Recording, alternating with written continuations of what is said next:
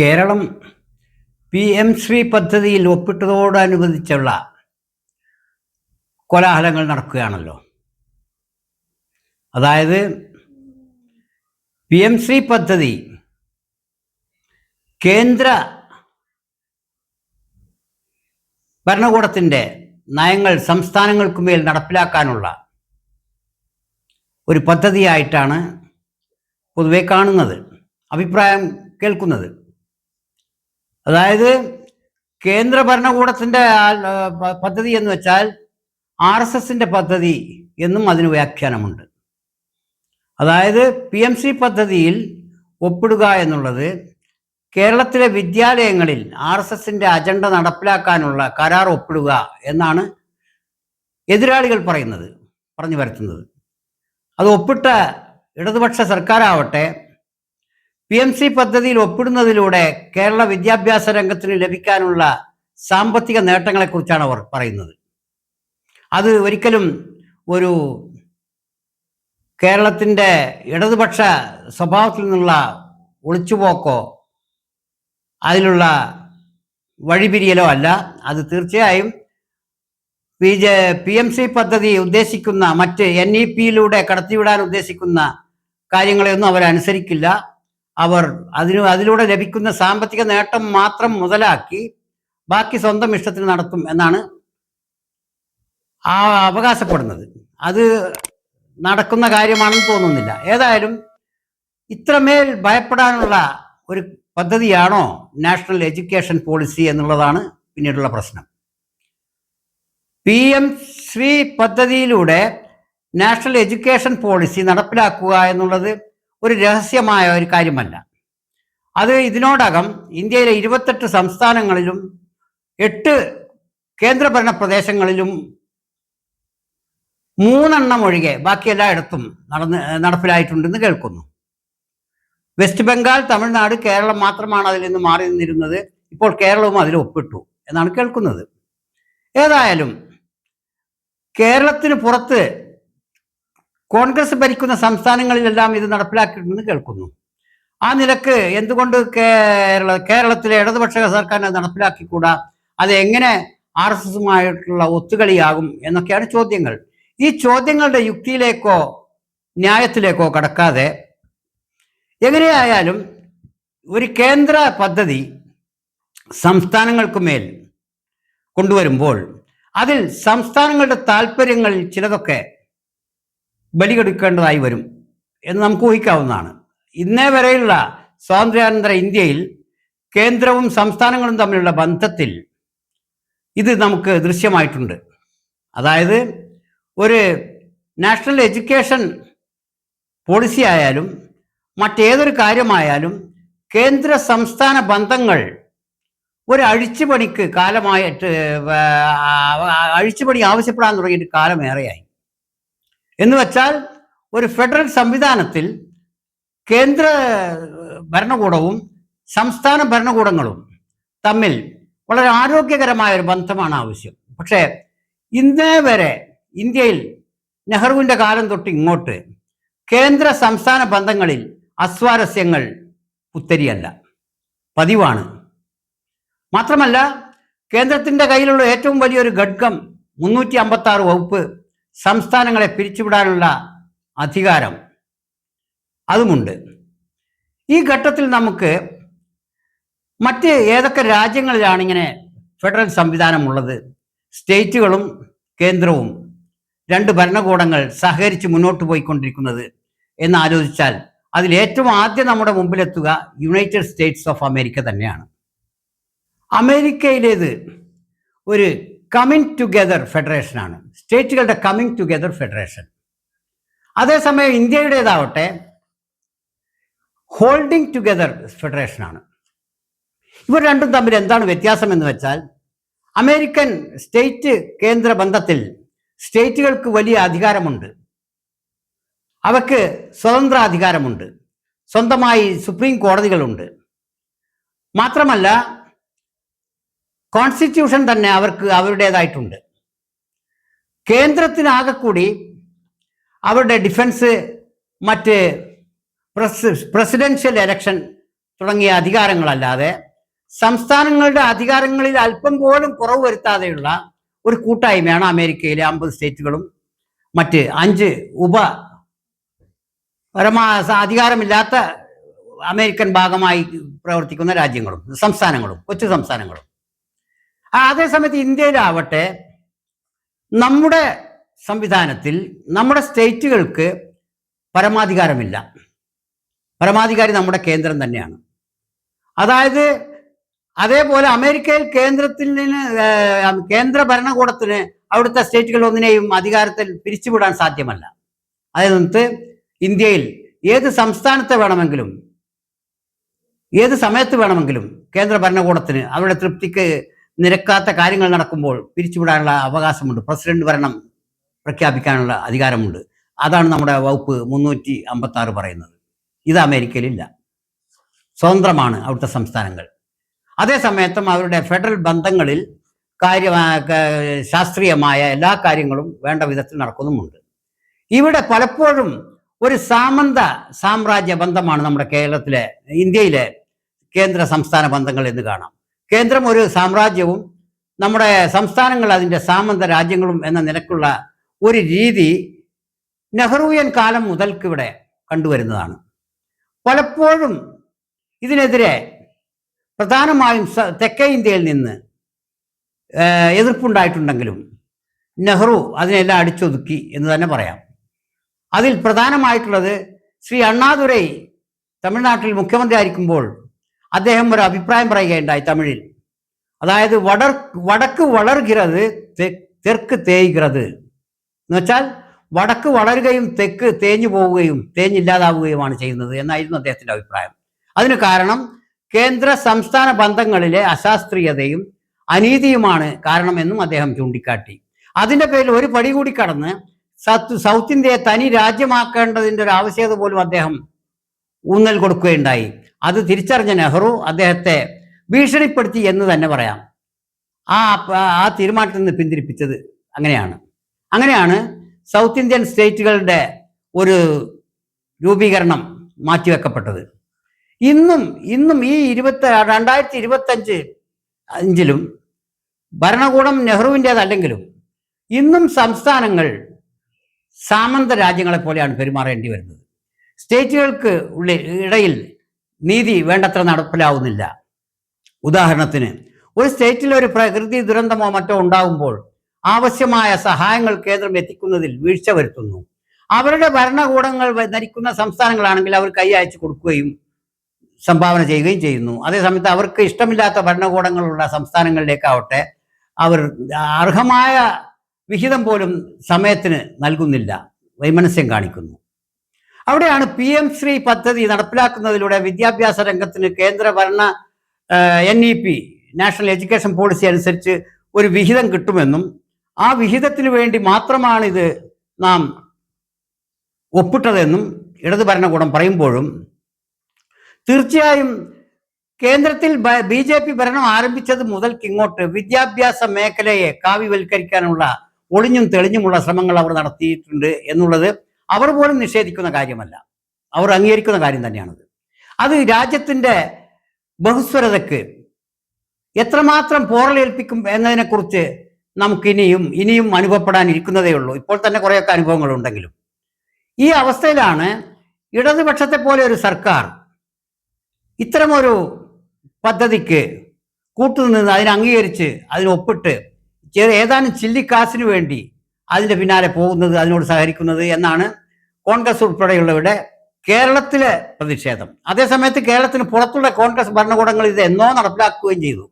ഇവിടെയാണ് അവരുടെ ആത്മാർത്ഥതയെ നമ്മൾ സംശയിക്കുന്നത്.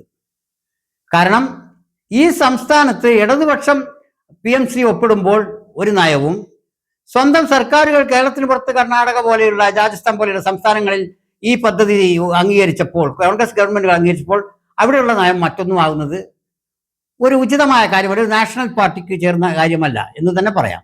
എങ്കിലും ഇവിടെ ഒരു സാധാരണക്കാരൻ നിഷ്പക്ഷമതികളായ ആളുകളെ സംബന്ധിച്ചിടത്തോളം ഈ പദ്ധതി നാഷണൽ എഡ്യൂക്കേഷൻ പോളിസി ചെറിയ ഉത്കണ്ഠ നൽകുന്ന ഒരു പദ്ധതി തന്നെയാണ്. കാരണം BJP സർക്കാരിൻ്റെ ഇതപര്യന്തമുള്ള പോളിസികളിൽ ഇവിടുത്തെ ബഹുസ്വരതയെ പലപ്പോഴും പരിഗണിക്കാത്ത തരത്തിൽ ഒരു ഏക ശിലാരൂപം കൊണ്ടുവരാനുള്ള അവരുടെ ശ്രമങ്ങളെ കാണാം. അത് ഒരുപക്ഷെ രാഷ്ട്രത്തിന്റെ പൊതുവായ നന്മക്കായിരുന്നെങ്കിൽ നമുക്ക് കുറെ സമൂഹങ്ങൾക്ക് അത് വേണ്ടാത്ത ഏതാണെങ്കിലും അംഗീകരിക്കാമായിരുന്നു. പക്ഷെ രാഷ്ട്രത്തിൽ അതുകൊണ്ട് ഒരു സമൂഹത്തിനും ഒരു വിഭാഗത്തിനും ഭൂരിപക്ഷമാകട്ടെ ന്യൂനപക്ഷമാകട്ടെ പ്രത്യേകിച്ച് നേട്ടങ്ങളും സാംസ്കാരികമായിട്ടോ സാമൂഹ്യമായിട്ടോ സാമ്പത്തികമായിട്ടോ ഇല്ല എന്നിരിക്കെ അനാവശ്യമായ ഇത്തരം ബലപ്രയോഗങ്ങൾ സാംസ്കാരിക രംഗത്ത് സാമൂഹ്യ രംഗത്ത് ഒരു സർക്കാർ കൊണ്ടുവരുന്നു എന്നുള്ളത് ആശാസ്യമായ ഒരു കാര്യമല്ല. നമ്മുടെ സംസ്ഥാനത്തിന് അടിയന്തരമായി ആവശ്യമുള്ള പല നിയമങ്ങളും നിർമ്മിക്കുന്നതിൽ കേന്ദ്രം തടസ്സം നിൽക്കുന്നതായി കാണാം. ഉദാഹരണത്തിന് നമ്മുടെ വന്യമൃഗ ശല്യം. കേന്ദ്ര നിയമങ്ങളുടെ പേരിലാണ് നാം ഇന്നും ആ ക്ലേശം സഹിച്ചുകൊണ്ടിരിക്കുന്നത്. സംസ്ഥാനത്തിന് തനതായ അധികാരമില്ലത്രേ അത് കൈകാര്യം ചെയ്യാൻ. അങ്ങനെ നോക്കിയാൽ പാരിസ്ഥിതികമായും നിരവധി കാര്യങ്ങളിൽ അടിയന്തര ശ്രദ്ധയും മാറ്റങ്ങളും ആവശ്യപ്പെടുന്ന പല കാര്യങ്ങളിലും കേന്ദ്രത്തിന്റെ അനാസ്ഥ മൂലമോ അവഗണന മൂലമോ സംസ്ഥാനങ്ങൾ പൊറുതിമുട്ടുന്നതായിട്ടുണ്ട്, പ്രത്യേകിച്ച് സൗത്ത് ഇന്ത്യൻ സംസ്ഥാനങ്ങൾ. മാത്രമല്ല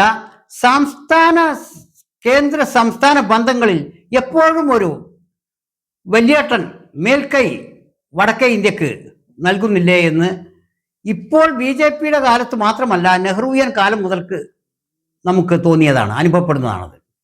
കാരണം വടക്കേ ഇന്ത്യയിലെ ഹിന്ദി ബെൽറ്റുകാരുടെ ഒരു മേൽക്കോയ്മ സൗത്ത് ഇന്ത്യക്ക് മേൽ മറ്റ് സംസ്ഥാനങ്ങൾക്ക് മേൽ അമിതമായി പ്രയോഗിക്കുന്നതായി അനുഭവപ്പെടുന്നത് ഈ BJPയുടെ കാലത്ത് മാത്രമല്ല, ഇന്ത്യ സ്വതന്ത്രമായതിനു ശേഷം അന്ന് മുതൽ 1-ാം തീയതി മുതൽക്ക് ഇന്നേ വരെ അങ്ങനെ തന്നെയാണ്. പ്രത്യേകിച്ച് ഇതിനെതിരെ സംസാരിക്കാൻ കെൽപ്പുള്ള ആർജവമുള്ള സൗത്ത് ഇന്ത്യൻ സംസ്ഥാനം എന്നുള്ളത് തമിഴ്നാട് മാത്രമാണ്. തമിഴ്നാട് ഈടെ റെയിൽവേയുടെ കാര്യമെടുത്താലും മറ്റ് ഉദ്യോഗ കാര്യങ്ങളെടുത്താലും എല്ലായിടങ്ങളിലും ഹിന്ദിക്കാരുടെ തള്ളിക്കയറ്റം നമ്മുടെ കേരളത്തിലെ ബംഗാളികളുടെ തള്ളിക്കയറ്റം പോലെ അല്ലത്. കേന്ദ്ര ഭരണകൂടങ്ങളുടെ സ്ഥാപനങ്ങളിൽ എല്ലാറ്റിലും ഹിന്ദിക്കാർക്ക് മേൽക്കൈ നേടുക എന്നുള്ളത് ആ സംസ്ഥാനത്തെ പ്രാദേശിക അഭ്യസ്ത വിദ്യരെ സംബന്ധിച്ചിടത്തോളം വലിയ ആശങ്കയുണ്ടാക്കുന്ന ഒരു പ്രവൃത്തിയാണ്. നമുക്ക് തന്നെ അറിയാം, നമ്മുടെ റെയിൽവേ സ്റ്റേഷനുകളിലും നമ്മുടെ എയർപോർട്ടുകളിലും കേന്ദ്രത്തിന്റെ നേരിട്ടുള്ള മേൽനോട്ടത്തിലുള്ള എല്ലാ സ്ഥാപനങ്ങളിലും ബീഹാറിലെയും മറ്റു പ്രദേശങ്ങളിലെയും ഹിന്ദി ബെൽറ്റിലെ ആളുകളാണ് മുഖ്യമായും ഉന്നത സ്ഥാനങ്ങൾ വഹിക്കുന്നത്.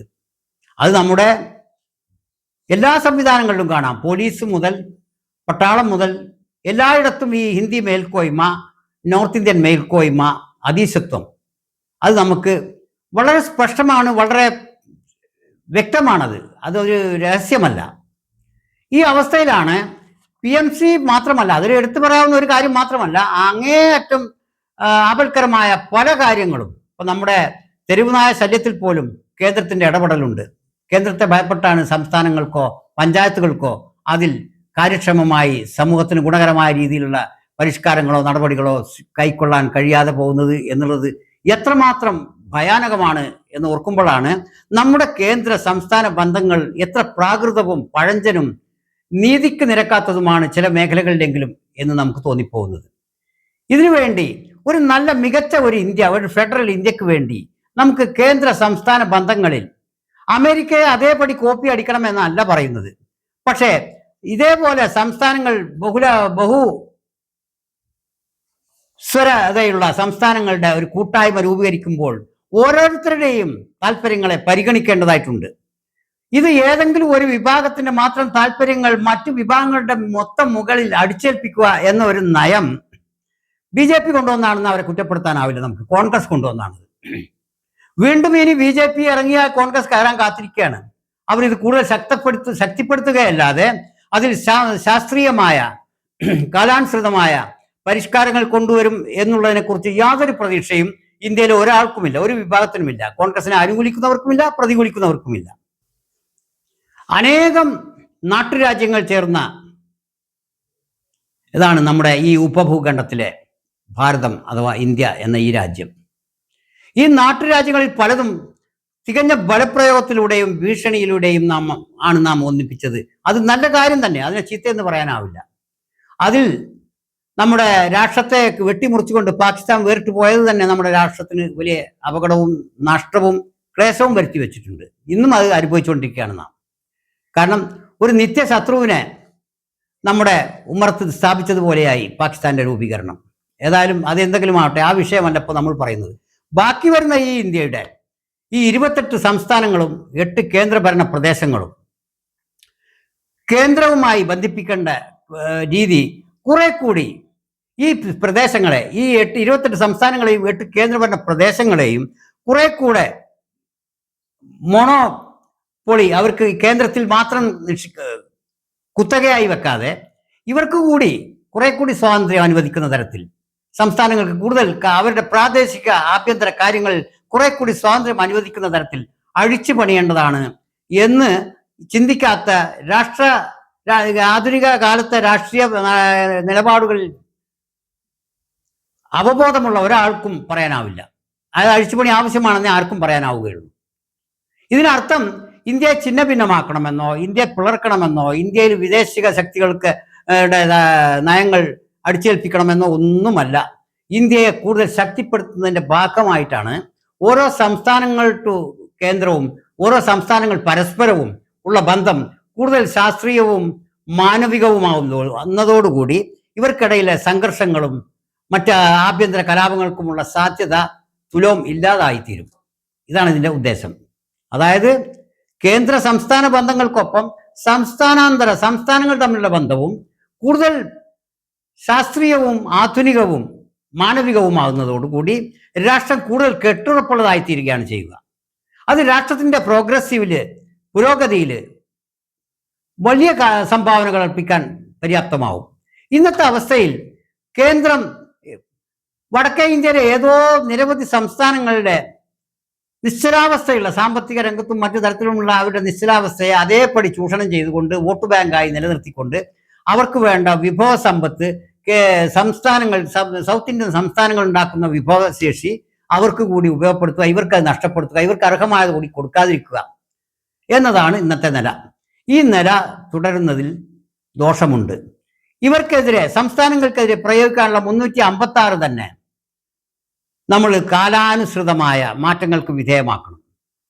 അമേരിക്കയിൽ ഒരു കേന്ദ്ര ഭരണകൂടത്തിന് സംസ്ഥാനങ്ങളുടെ അധികാരം പിരിച്ചുവിടാനുള്ള അർഹത ഇല്ലാത്തതുപോലെ നമ്മുടെ രാജ്യത്തും നമ്മുടെ ബഹുസ്വരതയ്ക്കുള്ള അംഗീകാരം അങ്ങനെയാണ് നമുക്ക് കൊടുക്കാനാവുക. രാഷ്ട്രീയ ബഹുസ്വരതയാവട്ടെ, സാംസ്കാരിക ബഹുസ്വരതയാവട്ടെ, സാമ്പത്തികമായും നമ്മൾ വ്യത്യസ്ത ഗ്രേഡുകളിലാണ് നമ്മുടെ രാജ്യത്തെ മിക്കവാറും ജനങ്ങളെല്ലാവരും. ആരും സമാന രീതിയിലുള്ള സാമ്പത്തിക തുല്യതയില്ല, സാംസ്കാരിക തുല്യതയില്ല, രാഷ്ട്രീയ വ്യതിയാനങ്ങളും ഏറെയാണ്. ഇതെല്ലാം അംഗീകരിച്ചുകൊണ്ടുള്ള മറ്റ് പല രാഷ്ട്രങ്ങൾക്കും ഇല്ലാത്തൊരു പ്രത്യേകതയാണിത്. ഈ പ്രത്യേകതയെ മുഴുവൻ കണക്കിലെടുത്തുകൊണ്ടുള്ള ഒരു ഫെഡറൽ സിസ്റ്റം നമുക്ക് പുനരാവിഷ്കരിക്കണം. അതിന് നമ്മുടെ രാഷ്ട്രീയ സാമൂഹ്യ വിദഗ്ധരുടെ കഴിവുകളെ നമുക്ക് ഉപയോഗപ്പെടുത്താവുന്നതാണ്. കേവലം രാഷ്ട്രീയക്കാരെ ആശ്രയിച്ചുകൊണ്ട്, രാഷ്ട്രീയക്കാരുടെ നയനിലപാടുകളെ ആശ്രയിച്ചുകൊണ്ട് രാഷ്ട്രത്തിന്റെ ഫെഡറൽ സിസ്റ്റം മെച്ചപ്പെട്ട രീതിയിൽ മുന്നോട്ട് പോവില്ല എന്നുള്ളതിന് നിരവധി ഉദാഹരണങ്ങളുണ്ട്. നെഹ്റു മെച്ചപ്പെട്ട ഒരു രാഷ്ട്രതന്ത്രജ്ഞനായിരുന്നെങ്കിലും നെഹ്റുവിന്റെ കാലം മുതൽക്ക് ഇപ്പോൾ BJP ഇവിടെ ഒന്നും തന്നെ നമുക്ക് സംസ്ഥാന കേന്ദ്ര ബന്ധങ്ങളിൽ മാന്യമായ നിലപാടുകൾ സ്വീകരിക്കാനായിട്ടില്ല. അത് രാഷ്ട്രീയക്കാർ ബഹുജനങ്ങൾക്കിടയിൽ നിന്ന് രാഷ്ട്രീയ ബോധമുള്ള, ഉത്തരവാദിത്വ ബോധമുള്ള, സാമൂഹ്യ പ്രതിബദ്ധതയുള്ള, രാഷ്ട്രമീമാംസയിൽ അവഗാഹമുള്ള ആളുകളെ തെരഞ്ഞെടുത്ത് കേന്ദ്ര സംസ്ഥാന ബന്ധങ്ങളെ പുനർനിർണയിക്കണം, പുനഃക്രമീകരിക്കണം എന്ന് അഭ്യർത്ഥിച്ചുകൊണ്ട് നിർത്തട്ടെ. PMCകളും തത്തുല്യമായ നീറ്റുമായി തമിഴ്നാടിന് വലിയ പ്രതിഷേധത്തിലാണ്. രാജ്യത്ത് നീറ്റുണ്ടാക്കിയ കോലാഹലങ്ങൾ ചില്ലറയല്ല. നമ്മുടെ സംസ്ഥാനം കാര്യമായി അതിനെതിരെ പ്രതിരോധിച്ചിട്ടില്ലെങ്കിലും തമിഴ്നാട് അതിന്റെ ആരംഭകാലം മുതൽ ഇന്നേ വരെ അതിനോട് യുദ്ധം ചെയ്തുകൊണ്ടിരിക്കുകയാണ്. പക്ഷെ ഒരു മാറ്റവും ഉണ്ടായിട്ടില്ല.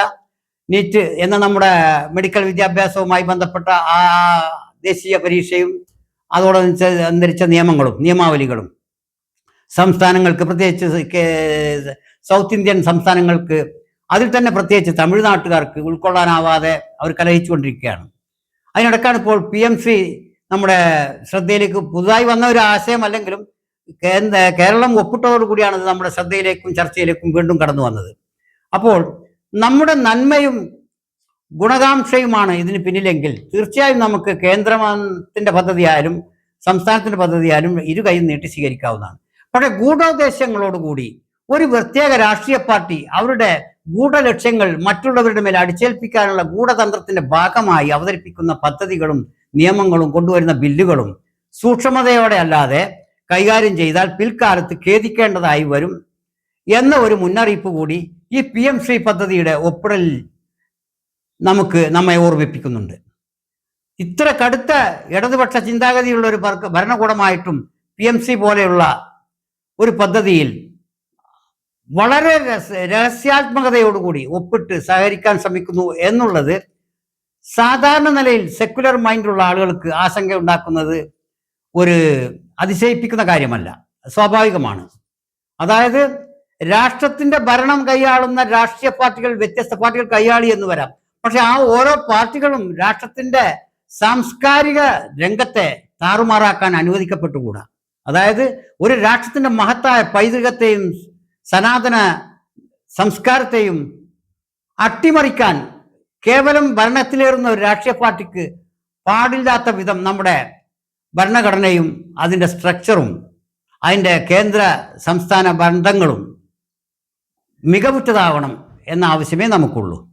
അതായത് കയറിക്കൂടുന്ന ഓരോ ഭരണകക്ഷിയും ഓരോ പാർട്ടിയും ഓരോ രാഷ്ട്രീയക്കാരനും അവൻ്റെ ഇംഗിതത്തിനൊത്ത് രാഷ്ട്രത്തിന്റെ ഗതി തിരിച്ചുവിടാനോ മാറ്റിവിടാനോ പാടുള്ളതല്ല, പറ്റുന്നതല്ല എന്ന തരത്തിലായിരിക്കണം നമ്മുടെ സ്ട്രക്ചറിൻ്റെ ഘടന.